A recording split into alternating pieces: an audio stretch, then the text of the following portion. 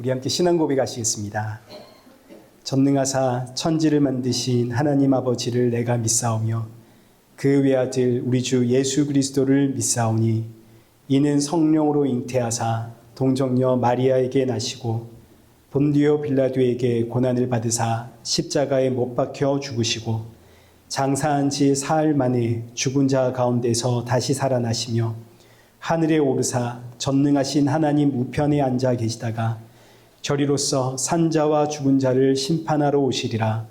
성령을 믿사오며 거룩한 공회와 성도가 서로 교통하는 것과 죄를 사하여 주시는 것과 몸이 다시 사는 것과 영원히 사는 것을 믿사옵나이다. 아멘.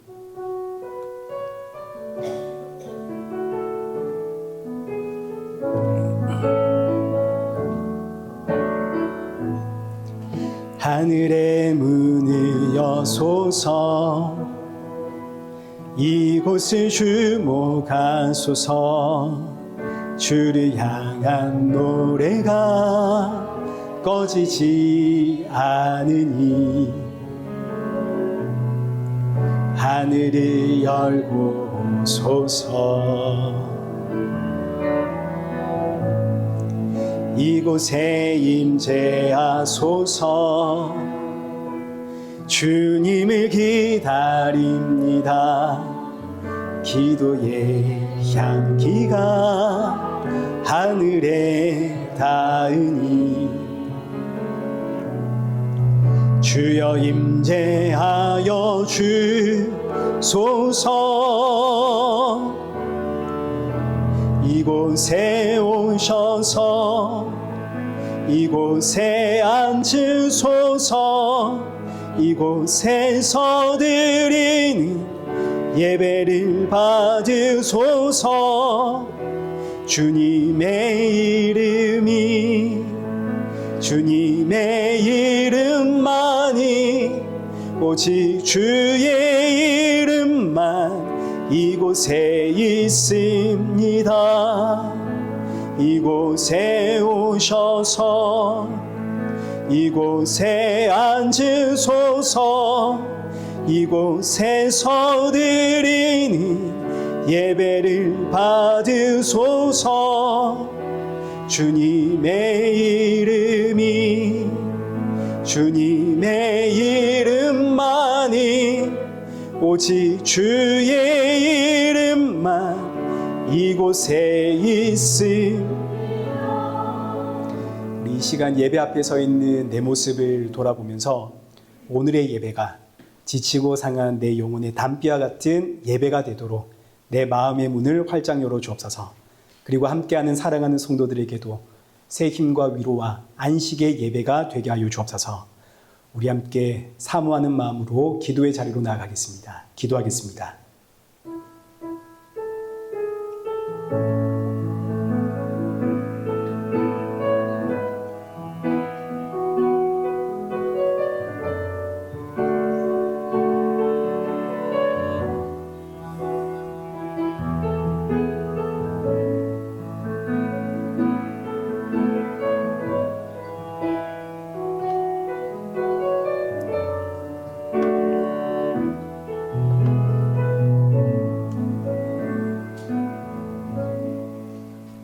살아계신 하나님 아버지, 오늘 이 예배의 자리로 우리의 걸음을 인도하심에 감사드립니다. 지치고 상한 심령들 이 자리에 모였사오니 오늘의 예배가 사랑하는 성도들에게 위로와 평안과 안식의 예배가 되도록 은혜 부어 주옵시고 주가 주시는 생명의 말씀 붙잡고 새롭게 시작하는 이 한 주를 살아가며 날이 갈수록 예수님의 그 은혜와 사랑이 더욱더 충만해지는 우리 성도들 되게 하여 주옵소서. 예수님의 이름으로 기도드리옵나이다. 아멘. 우리 함께 교독문 제2번을 교독하겠습니다. 교독문 제2번입니다. 어찌하여 이방 나라들이 분노하며 민족들이 헛된 일을 꾸미는가? 여호와와 그의 기름 부음 받은 자를 대적하며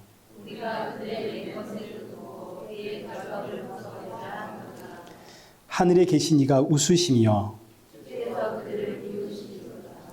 그때 분을 바라며 진노하사 그들을 놀라게 하여 이르시기를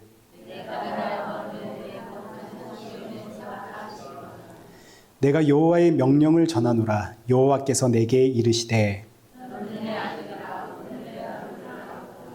내게 구하라. 내가 이방 나라를 내 유업으로 주리니 내 소유가 땅 끝까지 이르리로다. 아멘. 찬송가 25장입니다.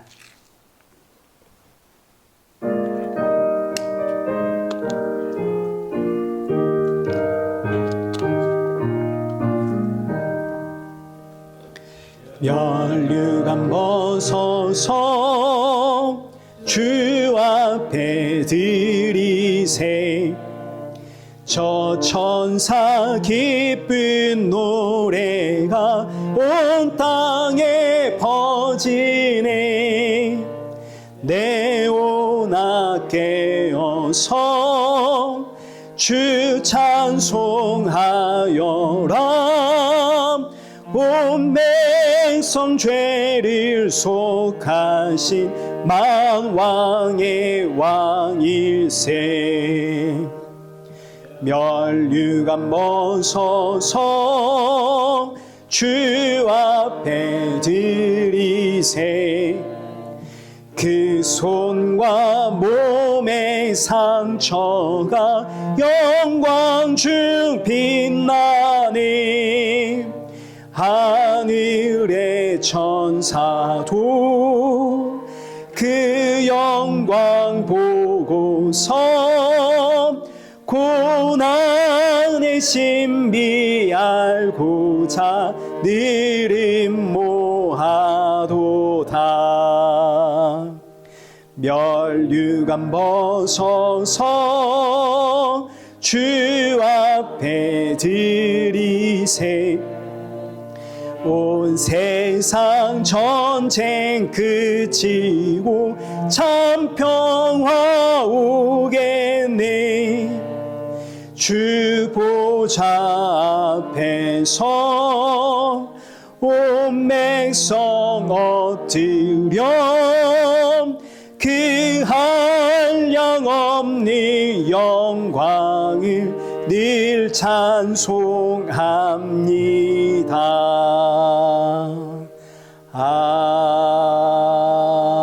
아멘.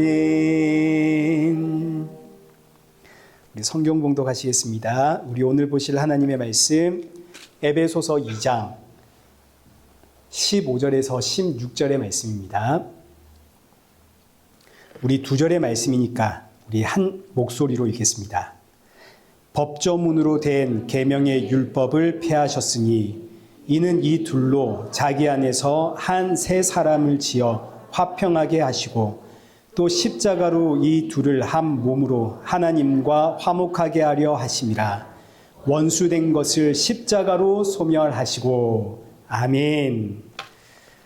우리 교회 소식 알려드리겠습니다. 우리 이번 주 친교는 장정란 집사님 준비하셨는데 너무 감사드리고요. 다음 주는 신재경 집사님 준비하십니다. 감사합니다. 이제 벌써 9월이 시작이 되었습니다. 우리 그동안 쉬었던 목장 모임 우리 다시 한번 시작을 하십시다. 이제 오늘 친교 이후에 목장별로 이렇게 모여가지고 그동안 살았던 이야기 그리고 받은 은혜, 기도 제목 이제 요 정도 함께 나누면서 돌아가면서 한 사람 한 사람 입술을 벌려서 자기 이야기하는 거 굉장히 중요한 겁니다. 우리 이 목장 모임 이렇게 가지시면 좋겠고요. 10월 달에 제가 목장 평성을 또 한번 다시 할 생각입니다. 지금 너무 커서 한 6, 7명 정도가 한 목장이 되도록 제가 이제 개편하려고 생각 중에 있는데 이제 어떤 형태가 되든 이제 무엇이 또 되었든 여러분이 다 순종해 주실 줄 제가 믿겠습니다. 믿습니다. 자, 감사합니다. 그리고 우리 오늘 이제 반가운 이제 이세지 성도님의 가정입니다. 네, 정말 오랜만에 나왔거든요. 거의 뭐 한 6개월 만에 나왔습니다. 우리 큰 박수로 환영하겠습니다. 잘 오셨습니다. 네. 그리고 또 한국에서 갔다 오신 우리 문 교수님 가정. 네, 아무 잘 오셨습니다. 우리 저기 애기와 함께. 네, 감사합니다. 고맙습니다. 자, 우리 시간 헌금 봉헌하겠습니다.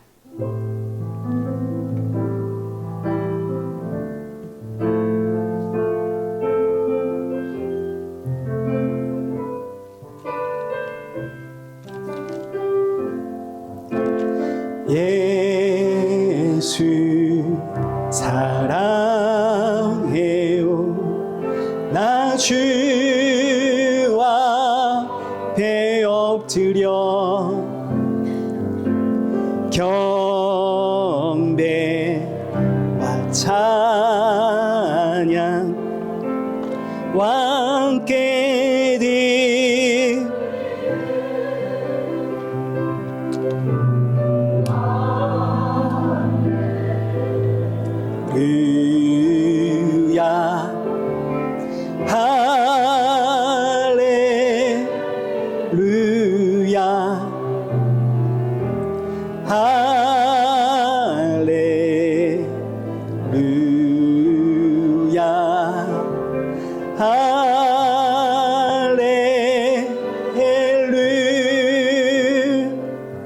기도하겠습니다. 참 좋으신 하나님, 이 시간 지난 한 주간의 우리의 연약함과 완악함 고백하오니 용서하여 주옵시고, 예배를 드릴 때마다 예수님의 십자가의 은혜로 이 자리에 설 수 있다는 사실을 기억하며 이 땅의 꿈과 소망과 비전 두지 않고 하나님 나라의 소망을 품으며 이 땅에서는 나그네로 살아가는 성도가 되어지도록 우리의 마음과 중심을 붙잡아 주옵소서. 이 시간 귀한 예물을 준비하여 드립니다. 헌금을 준비할 때마다 날 위해 십자가에서 죽으시고 부활하신 예수님 기억하며 주님께 드림이 나의 기쁨이고 나의 모든 것이 주의 것임을 고백하는 성도가 되게 하여 주옵소서. 예수님의 이름으로 기도드리옵나이다. 아멘. 우리 오늘 본문은 에베소서 2장 15절에서 16절입니다. 하나님과 화목이라는 제목으로 오늘 본문의 말씀 우리 함께 살펴보겠습니다. 먼저 지난주에는 여기 13절과 14절의 말씀을 중심으로 우리가 하나님과 어떻게 가까워질 수 있었는지에 대해서 우리가 살펴보았습니다. 여기 13절 하반절의 말씀처럼 우리는 그리스도의 피로 하나님과 가까워졌습니다. 여기서 가까워졌다라는 의미는 품에 안기다, 가족이다 라는 뜻으로 하나님의 품에 안기고 하나님의 가족이 되는 것을 우리가 구원받았다라고 표현을 합니다. 그러니까 우리가 그리스도의 피로 하나님과 가까워졌다라는 의미는 우리가 그리스도의 피로 구원을 받았다. 아니 그러면 대체 그리스도의 피가 뭐길래 그 피가 우리를 구원하는가? 레위기 17장 11절의 말씀처럼 육체의 생명이 어디에 있다고요? 피에 있다고요. 생명이 피에 있기 때문에 피가 죄를 속합니다.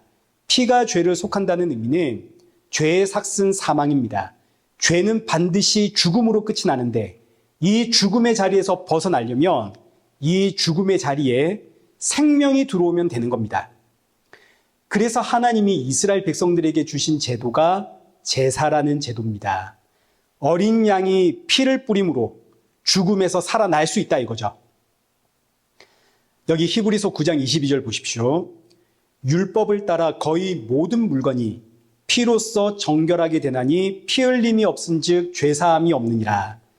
피가 생명이기 때문에 거의 모든 물건이 피를 통해서 정결함을 받고 죽음에서 구원을 받습니다. 그런데 예외가 있습니다. 그래서 여기 본문 보시면 모든 물건이라고 하지 않고 거의 모든 물건이라고 표현을 했습니다. 아니 그럼 대체 예외는 뭔가? 예외는 사람입니다. 짐승의 피와 사람의 피, 짐승의 생명과 사람의 생명이 어떻게 똑같을 수 있겠습니까? 그러니 짐승의 피를 흘려도 그 순간일 뿐입니다. 사람은 짐승의 피로 죄사함을 받을 수가 없습니다. 그래서 이어지는 히브리서 10장 4절 말씀 보시면 황소와 염소의 피가 능히 죄를 없이 하지 못함이라. 짐승의 피로는 죄사함을 받을 수가 없다 이거죠. 그러니 사람에게는 사람의 생명을 대신할 누군가의 생명이 필요합니다. 한 사람을 죽음에서 건져내려면 죄 없는, 죽음에서 벗어나 있는 누군가의 생명이 필요한 거죠. 자, 그런데 문제는 죽음에서 벗어나 있는 사람이 이 땅에 아무도 없습니다. 선악과 사건 이후로 이 땅의 모든 인류는 생명의 근원이신 하나님으로부터 끊어졌기 때문에 이 땅의 모든 사람은 전부 다 죽음 아래에 갇혀 있습니다. 이 문제를 해결하기 위해 생명의 근원이 되시는 하나님이 친히 이 땅에 사람으로 오시죠. 사람으로 이 땅에 오신 하나님이 바로 예수 그리스도. 예수님의 피는 아담과 하와 이후로 이 땅에 태어난 모든 인류의 피를 전부 다 더해도 비교가 안 됩니다. 비교 자체가 불가능한 피입니다. 예수님의 피는 생명 그 자체거든요. 예수님의 피가 이 땅에 오고 가는 모든 세대의 죽음을 전부 덮습니다. 그래서 여기 히브리서 9장 12절 이하의 말씀 보십시오. 염소와 송아지의 피로 하지 아니하고 오직 자기의 피로 영원한 속죄를 이루사 단번에 성소에 들어가셨느니라. 염소와 황소의 피와 및 암송아지의 죄를 부정한 자들에게 뿌려 그 육체를 정결하게 하여 거룩하게 하거든 하물며 영원하신 성령으로 말미암아 흠없는 자기를 하나님께 드린 그리스도의 피가 어찌 너희 양심을 죽은 행실에서 깨끗하게 하고 살아계신 하나님을 섬기게 하지 못하겠느냐. 예수님의 피는 아담과 하와 이후로 이 땅에 오고 가는 모든 세대의 죽음을 덮고도 남습니다. 왜냐하면 예수님의 피가 바로 생명의 근원이 되거든요.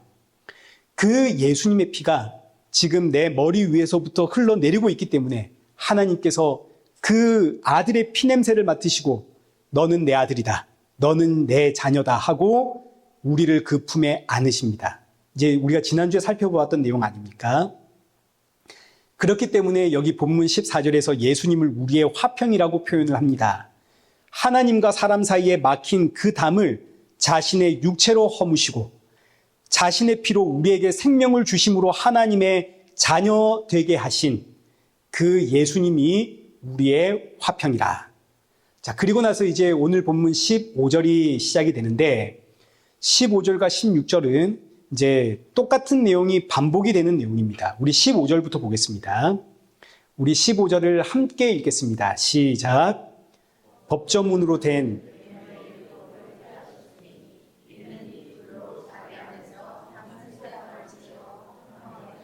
아멘. 자, 지금 이 말씀을 보니까 예수님께서 우리를 새 사람으로 만들어 하나님과 화평하게 하기 위해서 율법을 어떻게 했다고요? 폐하셨다고요. 여기서 폐했다라는 단어가 원어로는 무효로 만들었다 이런 뜻입니다. 율법을 무효로 만들었다.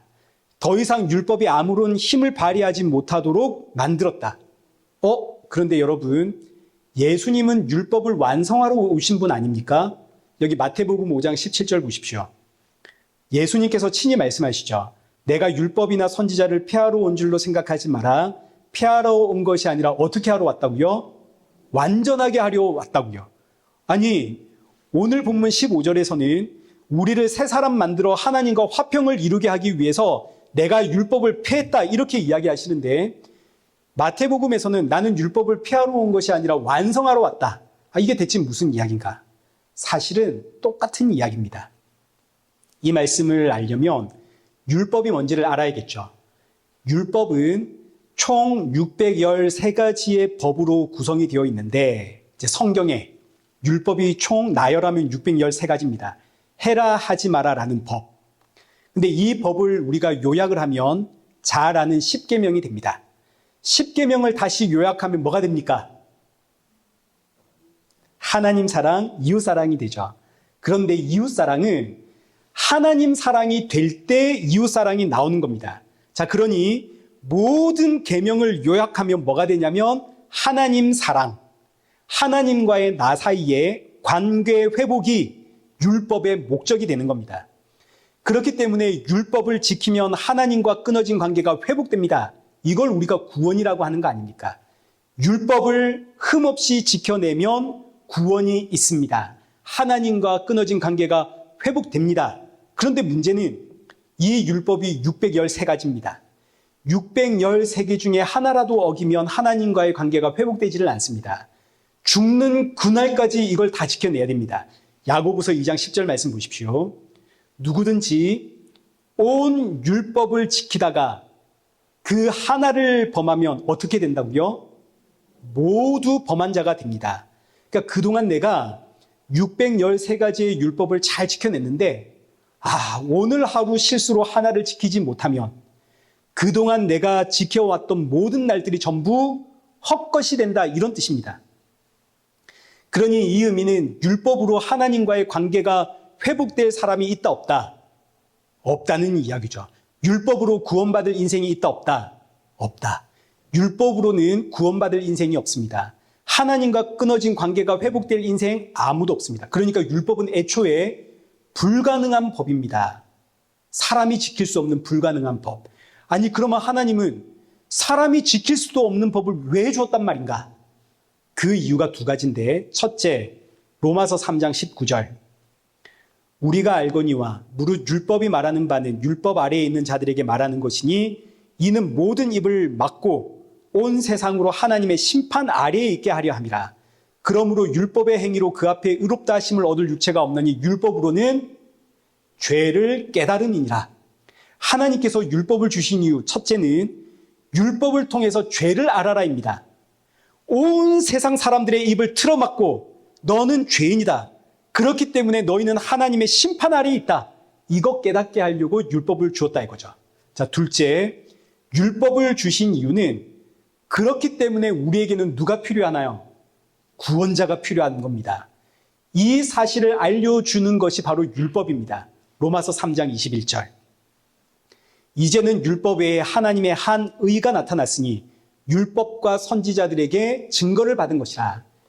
율법 외에 나타난 하나님의 한 의는 율법이 아닌 다른 어떤 것인데 하나님의 의로 어디서 하나님이 이렇게 주셨다, 이런 뜻이 아니라 오히려 여기 성경을 보니까 율법과 선지자들에게 증거를 받은 것이다, 이렇게 표현을 합니다. 그러니까 지금 이 의미는 뭐냐면 율법 외에 나타난 하나님의 한 의란 율법의 참된 의미가 드디어 나타났다, 이런 뜻입니다.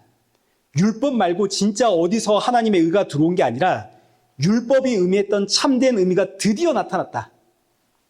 그 율법의 참된 의미는 뭐냐면 너희에게는 구원자가 필요하다. 내가 너희에게 구원자를 보내주겠다. 이게 율법 속에 감추어진 율법의 참된 의미입니다.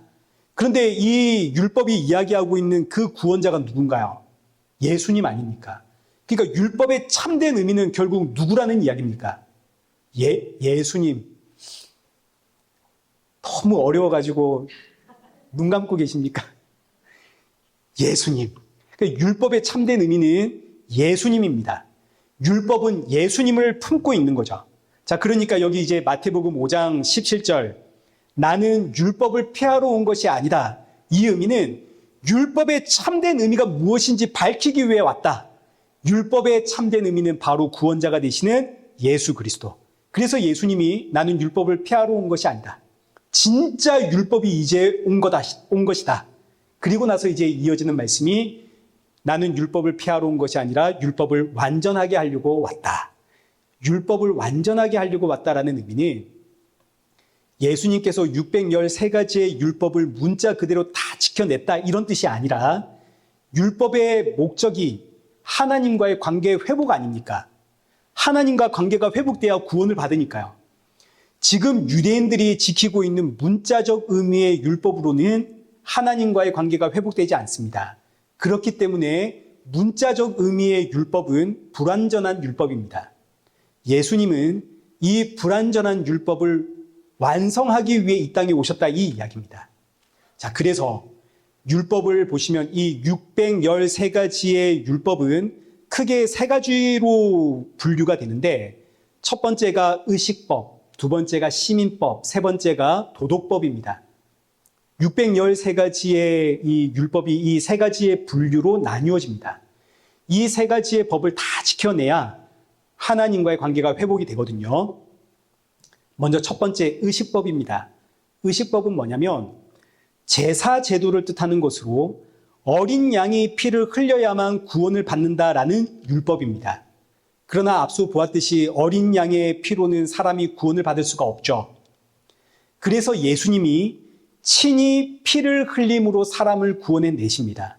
예수님의 피로 불완전하던 의식법이 완성이 되는 겁니다. 자, 두 번째, 시민법.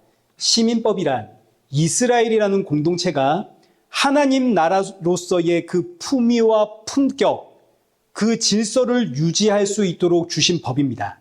이제 대표적인 법이 뭐냐면 안식일, 안식년, 휘년, 이제 하나님이 주신 이게 이제 대표적인 시민법입니다. 이스라엘 백성은 이 법을 반드시 지켜야 되는데 이 법이 지킬 수가 없는 법입니다. 이스라엘 역사 가운데 이 법이 지켜진 적이 없습니다. 이스라엘 백성들이 안식일은 잘 지켰거든요. 그런데 안식년과 희년은 못 지킵니다. 왜 그런 거 아니? 안식년은 7년이 되는 해는 농사를 짓지 말아야 됩니다. 그냥 쉬는 겁니다. 그리고 이 7년이 되는 해는 안식년이 되면 그동안 나에게 빚을 진 사람들 있죠. 그 사람들의 빚을 이유 없이 조건 없이 무조건 탕감해 주는 제도입니다. 아니 그러면 내가 이번 해 농사도 안 짓고 나에게 빚진 사람 그 빚을 내가 받지를 못하면 그럼 지금 내 문제, 내가 먹고 살아야 되고 내가 써야 되는 이 문제는 누가 해결해 주나요? 이스라엘 백성들이 이 안식년을 못 지킵니다. 마찬가지 희년은 50년이 되는 해에는 모든 종들에게 자유를 주는 겁니다. 무상으로 자유를 주고. 그리고 그동안 내가 땅을 샀다면 이 땅을 원래의 주인에게 돌려주는 제도입니다. 이걸 누가 해내겠습니까? 이스라엘 역사 속에서 이 안식년과 희년은 지켜진 적이 없습니다. 사람의 욕망, 욕구, 이걸 불가능하게 만듭니다. 그런데 이제는 예수님이 친히 교회의 머리가 되시고 성도의 머리가 되심으로 예수님이 머리가 되었다는 의미는 지금부터 나를 책임지는 자는 누구라는 이야기입니까? 예수님이라는 이야기죠. 예수님이 이제는 나를 책임집니다. 나는 율법에 기록되어 있는 이 시민법을 지키지를 못해도 나의 머리가 되시는 예수님이 나를 책임지심으로 불완전하던 시민법이, 내가 지킬 수 없었던 시민법이 예수님 안에서 완성이 되는 겁니다. 마지막 셋째, 도덕법입니다. 도덕법은 사람과 사람 사이에 지켜내야 하는 윤리를 뜻하는 것으로 대표적인 율법이 내 이웃을 내 몸처럼 사랑해라, 도둑질하지 마라, 탐내지 마라, 간음하지 마라, 이런 법들입니다. 그러나 이런 도덕법 역시 사람이 지킬 수가 없죠. 왜냐하면 사람은 좋은 것을 보면 금세 탐이 나거든요. 사람의 본성 아닙니까? 아무리 사람과 사람 사이의 관계가 좋아도 내 마음이 상하면 금세 그 얼굴에서 싫다는 티와 실망한 티가 드러나는 게 사람입니다. 무엇보다 사람은 사람과 화평을 이룰 수가 없는 존재입니다. 근데 이제는 예수 그리스도 안에서 너와 내가 한 몸이 됩니다. 도무지 지킬 수 없었던, 불가능했던 도덕법이 예수님 안에서 이렇게 완성이 되는 거죠. 그러니까 결국 여기 마태복음 5장 17절에 내가 율법을 폐하러 온 것이 아니라 율법을 완성하러 왔다, 이 말씀은 예수님이 이 땅에 오신 목적을 밝히는 내용입니다. 율법의 참된 의미가 되시는 예수님을 통해서 드디어 하나님과의 관계가 회복되는 온전하고도 완전한 길이 열렸다라는 뜻이 되는 거죠. 참된 율법이 되시는 예수님 통해서 하나님과의 관계가 회복된다. 자, 이제 이런 의미에서 오늘 본문 15절, 법조문으로 된 계명의 율법을 폐하셨다. 법조문으로 된 율법은 이제 우리를 죄 아래 가두는 겁니다. 문자 그대로의 율법이라는 뜻이거든요. 우리를 죄 아래 가두고 있는 이 법조문의 율법을 폐하시고 참된 율법이 되시는 예수님이 우리를 하나님과의 화목의 길로 인도하신다. 그래서 이제 15절에 이어지는 말씀이 이 둘로 자기 안에서 새 사람을 지어 화평하게 하시고, 여기서 이 둘은 유대인과 이방인입니다. 유대인이든 이방인이든 이제 그가 누구든지 예수님 안에서는 새 사람이 됩니다. 새 사람은 하나님과의 화목을 이룬 사람입니다. 옛사람은 하나님으로부터 끊어져 죄와 사망 가운데 있던 사람, 새 사람은 하나님과의 화목을 이룬 사람. 그런데 성경을 보니까 그냥 새 사람이 아니라 한 새 사람입니다. 한이라고 하는 이 단어가 이제 하나라는 뜻이거든요. 저와 여러분이 새 사람이 되었는데 우리가 개별적으로 새 사람이 된 것이 아니라 우리가 하나가 되어서 새 사람이 되었다라는 이야기입니다. 그러니까 15절의 이야기는 유대인이든 이방인이든 예수 그리스도 안에서 나 홀로 새 사람이 되었다가 아니라 너와 내가 붙어서 누구에게? 예수님에게. 너와 내가 예수님께 붙어서 하나의 새 사람이 되었다, 이 이야기입니다. 그러니까 구원은 나 홀로 예수님 믿고 끝나는 문제가 아닙니다. 물론 구원은 우리가 좁은 의미에서 보자면 좁은 의미에서 보자면 내가 예수님을 믿게 된 게 구원입니다. 나 예수님 믿었어. 이제 구원받았다는 이야기죠. 그러나 넓은 의미에서 보자면 너도 예수님께 붙어야 되고 너도 예수님께 붙어야 되고 이렇게 너도 나도 예수님께 붙어서 예수님의 몸이 완성되는 그날이 구원의 완성입니다. 예수님의 몸이 완성되는 그날에 예수님이 이 땅에 오시고 그날에 구원이 완성이 되는 거죠.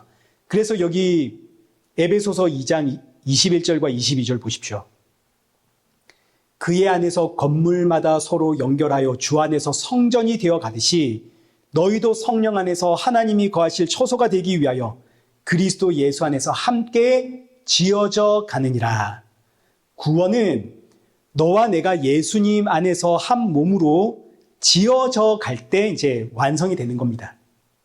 그러니 구원은 나 홀로 예수님 믿었다 이걸로 끝나는 문제가 아니죠. 너도 예수님께로 와야 되고 너도 예수님께로 와야 하고 우리가 예수님의 몸으로 완성이 될 때 끝나는 문제입니다. 그래서 성도의 사명이 전도가 되는 겁니다. 아담과 하와 이후로 잠자고 있던 모든 믿음의 조상들이 예수님의 몸이 완성되는 그날을 사모하면서 복음을 증거했고 이제는 그 사명이 저와 여러분에게 이어졌습니다. 복음 증거는 구원의 완성을 사모하는 모든 성도들이 마땅히 해야만 하는 일입니다. 자, 이렇게 예수님께 붙어서 예수님 안에서 한 몸을 이룰 때 성도는 여기 15절 하반절에 기록된 말씀처럼 화평을 이루게 됩니다. 화평은 우리가 잘 아는 샬롬입니다. 샬롬, 화평, 평화, 화목, 평강, 평안, 이게 전부 같은 뜻입니다. 예수님께 붙어 있는 성도만이 평화를 누립니다. 화목을 누리고 평안을 누립니다. 성도의 특권입니다. 자, 그런데 이제 문제는 여러분 다 예수님 믿으시죠? 근데 어떻게 여러분 삶은 평안하십니까? 가정이 평안하고 일터가 평안하고 여러분의 자녀들, 부부관계, 사람들 사이와의 관계 이거 전부 다 여러분 평안하신가요? 화목이 있습니까? 없죠. 우리 삶은 지금 평안하지가 않습니다. 현실은 오히려 불안합니다. 그런데 성경은 예수님을 믿는 성도는 평안하다 그럽니다. 지금 사도 바울 보십시오. 감옥에 갇혀 있습니다. 누가 봐도 평안을 누리는 모습 아닙니다. 근데 사도 바울은 샬롬을 이야기합니다. 나는 평안하다. 너희도 평안해라. 다윗에게는 압살롬이라고 하는 아들이 하나 있었거든요. 어느 날 이 압살롬이 아버지 다윗을 죽이고 내가 왕이 되어야겠다. 반역을 일으킵니다. 다윗은 아들 압살롬을 피해서 도망을 가야 했습니다. 압살롬은 아버지를 죽이려고 군대를 보내고 자신은 이 왕궁에서 아버지의 아내를 자신의 아내로 취했습니다. 완전히 집안이 콩가루 집안이 되어버렸습니다. 여기에 무슨 평안이 있겠습니까? 근데 이 와중에 다윗이 아들에게 그 생명의 위협을 받으면서 도망가는 와중에 시를 한 편 쓰는데 그 시가 여기 시편 27편입니다. 1절 한번 보십시오. 여호와는 나의 빛이요 나의 구원이시니 내가 누구를 두려워하리요. 여호와는 내 생명의 능력이시니 내가 누구를 무서워하리요. 3절 군대가 나를 대적하여 진칠지라도 내 마음이 두렵지 아니하며 전쟁이 일어나 나를 치려 할지라도 나는 여전히 태연하리로다. 내가 여호와께 바라는 한 가지 일 그것을 구하노니 내가 내 평생에 여호와의 집에 살면서 여호와의 아름다움을 바라보며 그의 성전에서 사모하는 그것이라. 다윗이 자기 아들에게 쫓겨 도망가면서 하는 내용의 고백입니다. 이 고백을 한마디로 이야기하자면 나는 평안합니다. 현실은 불안하고 현실은 엉망인데 평안을 고백할 수 있는 이유는 성도의 평안은 환경과 조건에서 나오는 게 아니기 때문입니다. 성도의 평안은 끊어졌던 하나님과의 관계에서 나오는 겁니다. 그래서 다윗도 사도 바울도 세상 사람의 눈으로는 도무지 평안을 말할 수 없는데 나는 평안하다. 하나님이 나와 함께 하시거든요. 하나님이 내 힘든 이 상황과 환경을 해결해 주어서 평안하다가 아닙니다. 오히려 이런 상황과 환경 가운데 문제는 아무것도 해결된 게 없는데 이런 상황 속에서 하나님이 나와 함께 하시니, 예수님이 나와 함께 하시니 나는 평안하다. 그리고 보니 우리도 이런 신앙의 고백을 종종 하지 않습니까?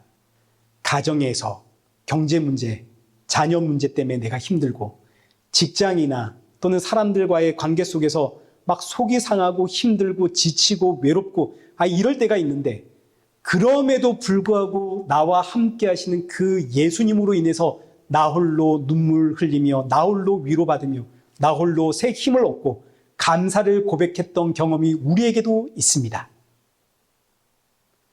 없습니까? 우리도 사도 바울처럼 그리고 다윗처럼 이 경험 다 해보았습니다. 이게 바로 평안입니다. 하나님과의 관계가 회복되었기 때문에 나오는 평안. 세상은 알 수도 없고 줄 수도 없는 평안. 그래서 요한복음 14장 27절에 예수님 말씀하시는 거죠. 평안을 너희에게 끼치노니 곧 나의 평안을 너희에게 주노라. 내가 너희에게 주는 것은 세상이 주는 것과 같이 아니하니라. 성도가 누리는 평안은 세상이 말하는 평안이 아닙니다. 세상이 주는 평안이 아닙니다. 예수님이 주는 평안입니다. 사람이 주는 평안이 아닙니다. 예수님이 주시는 평안은 뭐냐면 하나님과의 관계에서 오는 평안이죠. 내가 하나님의 자녀라는 사실에서 오는 평안. 하나님이 나를 떠나지 않는다는 이 사실에서 오는 평안. 어떤 상황과 순간에서도 하나님은 내 편이라는 평안. 그 하나님이 바로 우리 주 예수 그리스도, 날 위해 십자가에 죽으신 예수님. 근데 그분이 또 지금은 성령으로 나와 함께하고 계시다는 이 평안. 이 평안을 알면 사람에게서 위로를 찾지 않습니다. 사람에게서 위로를 찾으면 우리는 실망을 할 뿐입니다. 그래도 너는 나를 이해해 줄 줄 알았는데. 아닙니다. 그렇지가 않습니다. 가장 가까운 부부 사이라 할지라도 서로에게 위로를 주지를 못합니다. 간혹 저에게서 위로를 찾으려고 하는 분들이 계십니다. 여러분, 제가 뭐라고 여러분에게 위로를 주겠습니까? 여러분이 저에게 찾아와 위로를 구하시면 여러분이 받고 돌아가는 것은 실망뿐입니다. 성도의 위로와 평안은 누구에게 있다? 예수님께 있다. 이제 본문 16절 보겠습니다. 16절은 이제 두 문장으로 구분이 됩니다. 이제 먼저 16절을 우리 함께 읽겠습니다. 시작. 또 십자가로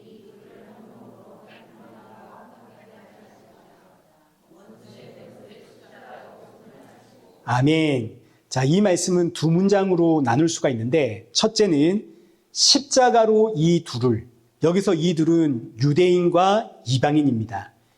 예수님의 십자가로 이방인과 유대인이 한 몸이 되어서 하나님과 화목을 이루었습니다. 둘째, 원수된 것이 십자가로 소멸되었습니다. 이방인이든 유대인이든 전부 하나님과 원수였습니다. 근데 십자가로 하나님과 원수였던 우리의 관계가 소멸되고 우리가 하나님의 자녀가 되었습니다. 자, 그러니까 여기 16절의 말씀은 십자가에서 하나님의 사랑과 이웃사랑이 완성이 되었다라는 뜻입니다. 앞서 우리가 율법을 요약하면 10계명이 되고 10계명 요약하면 하나님 사랑, 이웃사랑이 된다는 걸 보았죠. 근데 지금 여기 본문 16절을 보니까 율법이 어디서 완성이 되었나요? 십자가에서 완성이 되죠. 십자가에서 하나님과의 화목이 이루어지고 십자가에서 이웃사랑, 이방인과 유대인의 화목이 이루어집니다. 그럼 대체 십자가가 뭐길래 십자가에서 하나님 사랑, 이웃 사랑이 이루어지는가?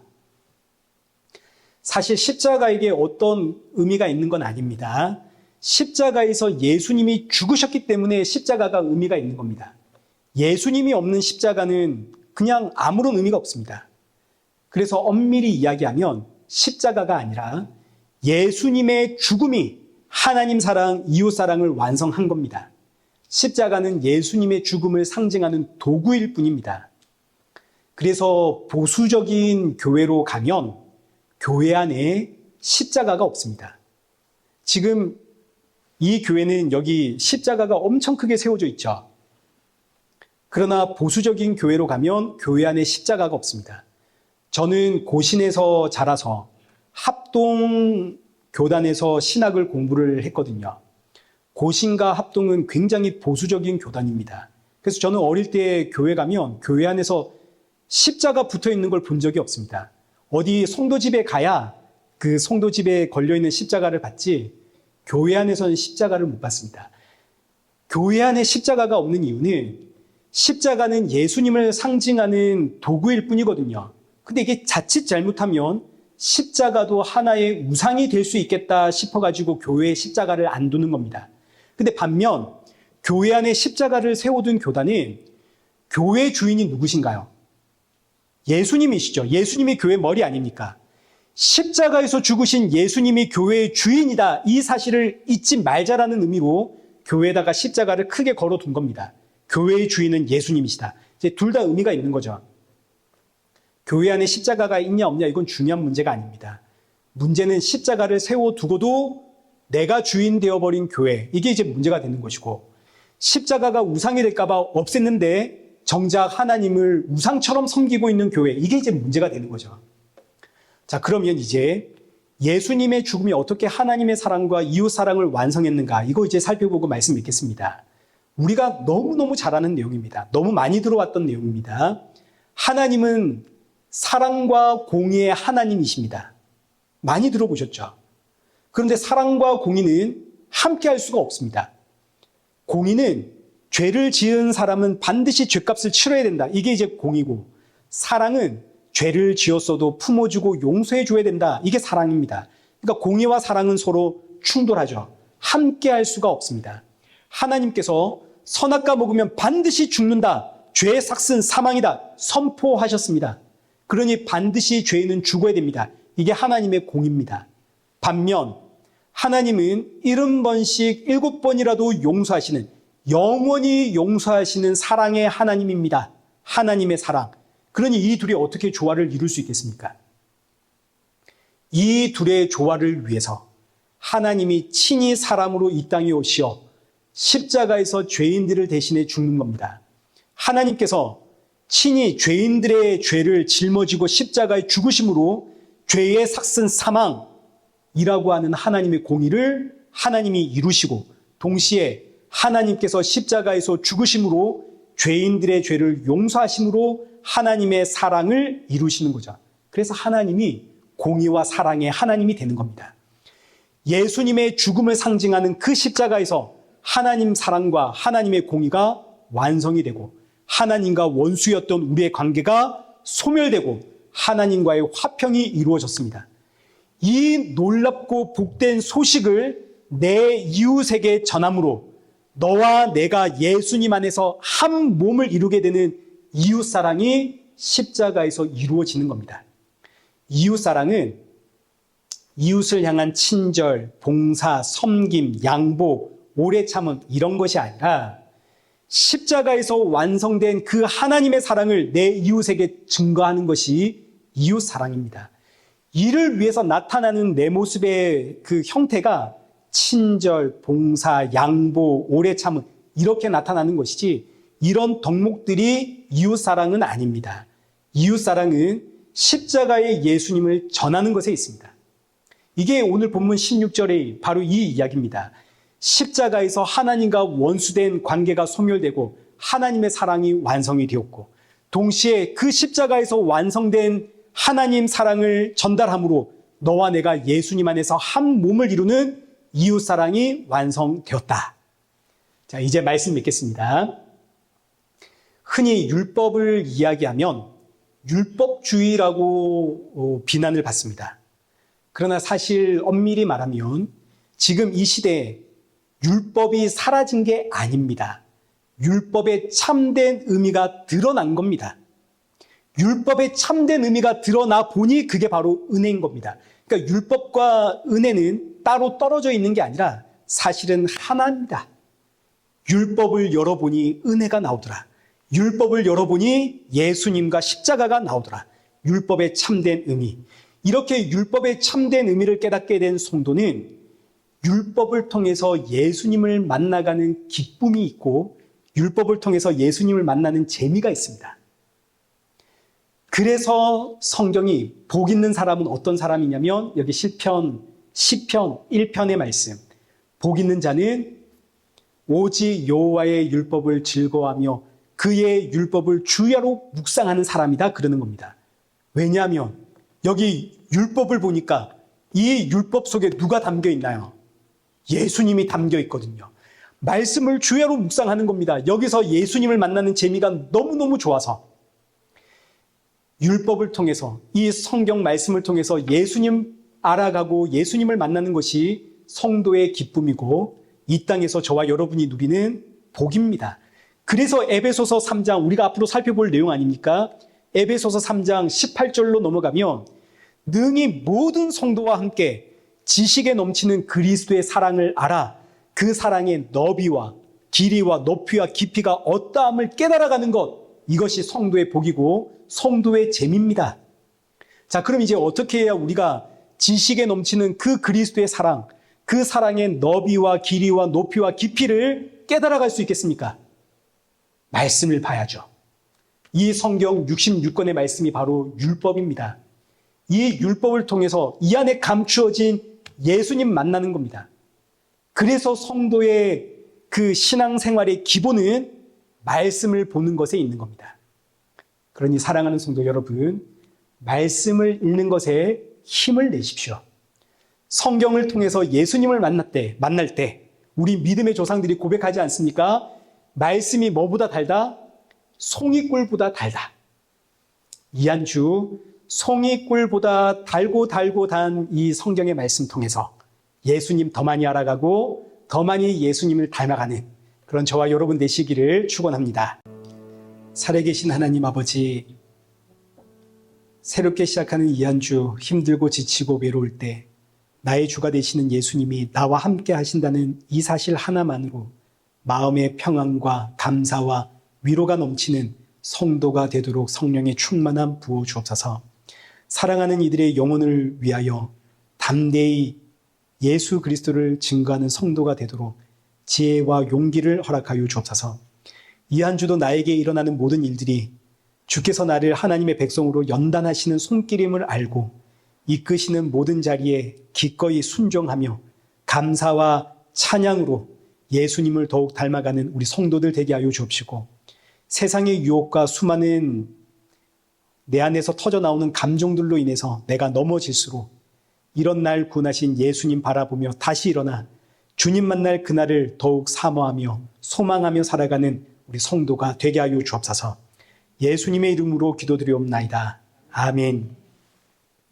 이제는 우리 주 예수 그리스도의 은혜와 성부 하나님의 크신 사랑과 성령 하나님의 위로교통 충만하심이 맡기신 사명에 충성하며 주신 은혜에 더 많이 감사와 찬양과 영광을 돌리며 주님 만날 그날 사모하며 살아가는 우리 일회교회와 성도들과 온 세계 교회 머리 위에 이제로부터 영원토록 함께 있을지어다.